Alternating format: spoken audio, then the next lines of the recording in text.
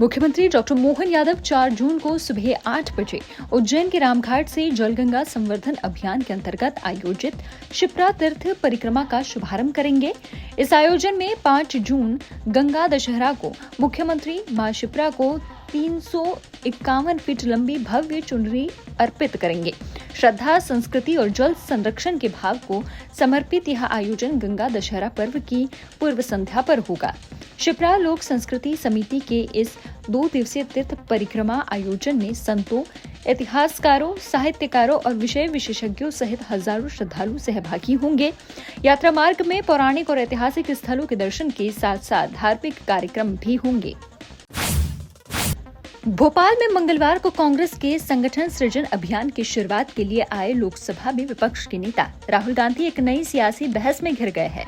दरअसल कांग्रेस कार्यालय पहुंचने पर उन्होंने पूर्व प्रधानमंत्री और अपनी दादी इंदिरा गांधी की तस्वीर पर जूते पहनकर पुष्पांजलि अर्पित की, जिसका वीडियो सामने आने के बाद भाजपा ने राहुल गांधी को निशाने पर ले लिया है। मुख्यमंत्री डॉक्टर मोहन यादव ने इस पर तीखा तंज कसा। उन्होंने कहा कि इंदिरा गांधी उनकी दादी थी, उनकी तस्वीर पर जूते पहनकर पुष्पांजलि देना हमारे संस्कारों के खिलाफ है, उन्हें इस बात का ध्यान रखना चाहिए। मुख्यमंत्री ने यह भी जोड़ा कि भाजपा ने अपने कार्य, संस्कार और सेवा भाव के कारण जनता का दिल जीता है। यही कारण है कि मध्य प्रदेश भाजपा का गढ़ बना हुआ है और भारतीय जनता पार्टी लगातार आगे बढ़ रही है।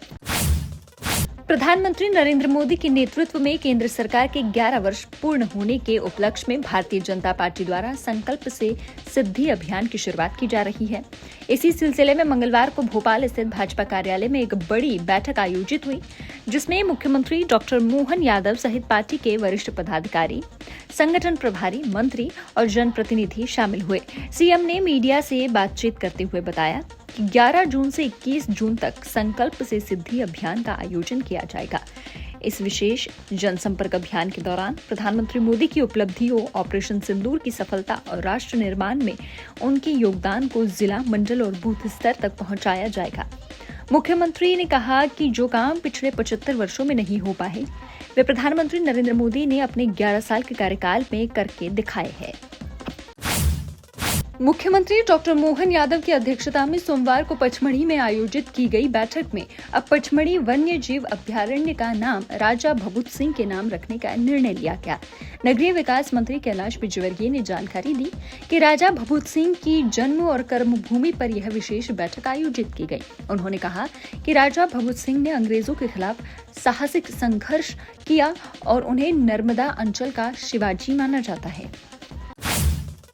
मंत्री कैलाश विजयवर्गीय ने बताया कि कैबिनेट ने राजस्व विभाग के बिल को स्वीकृति दी है।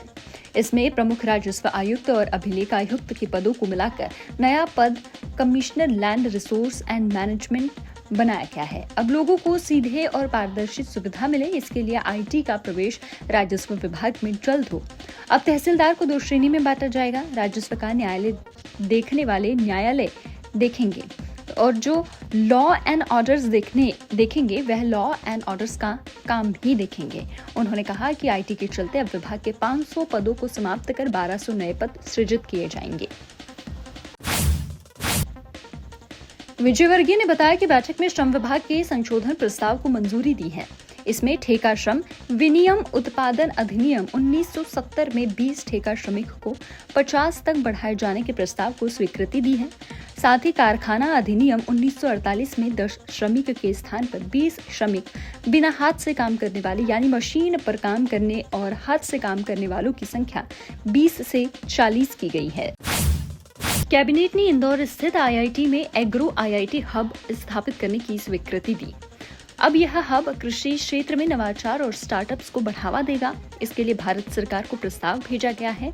इसमें अच्छे बीज हो, अच्छी खेती और उत्पादन बढ़े, इसको लेकर काम होगा ताकि खेती लाभ का धंधा बने।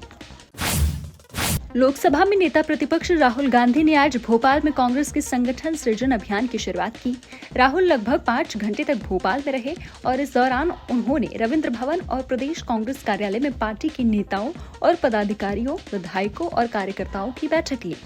रविंद्र भवन में आयोजित कार्यक्रम में राहुल गांधी ने प्रदेश में जिलों से पंचायत स्तर तक संगठन को मजबूत बनाने की कार्यकर्ताओं से अपील करते हुए कहा कि कांग्रेस में अब नई पीढ़ी का आगे लाया जाएगा और इनकी शुरुआत ब्लॉक और जिला अध्यक्ष के पद पर नियुक्तियों से की जाएगी। राहुल गांधी ने कहा कि अब संगठन जिस नेता कार्यकर्ता के नाम की सिफारिश करेगा उसे ही सांसद और विधायक का टिकट दिया जाएगा।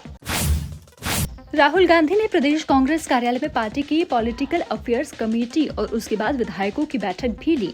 बैठक में जब एक नेता ने कहा कि मध्य प्रदेश में कोई ऐसा नेता नहीं नजर आता जिसके भरोसे हम चुनाव जीत पाए, तो राहुल ने कहा, मुझे पार्टी में ऐसे 10 नेता नजर आते हैं जो मध्य प्रदेश में सरकार बनाने की क्षमता रखते हैं। कांग्रेस की पॉलिटिकल अफेयर्स कमेटी की मीटिंग के बारे में मीडिया को ब्रीफिंग देते प्रदेश कांग्रेस मीडिया विभाग के अध्यक्ष मुकेश नायक ने बताया कि पार्टी में जल्द ही बड़ा बदलाव नजर आएगा। उन्होंने बताया कि जिला कांग्रेस कमेटियों को ज्यादा ताकतवर बनाया जाएगा और सही व्यक्ति को सही पद पर बैठाया जाएगा। इतना ही नहीं, टिकट बंटवारे में भी उनकी भूमिका को महत्वपूर्ण बनाया जाएगा। नायक ने कहा कि इसके साथ ही जिला कांग्रेस कमेटियों को ज्यादा उत्तरदायी भी होना पड़ेगा।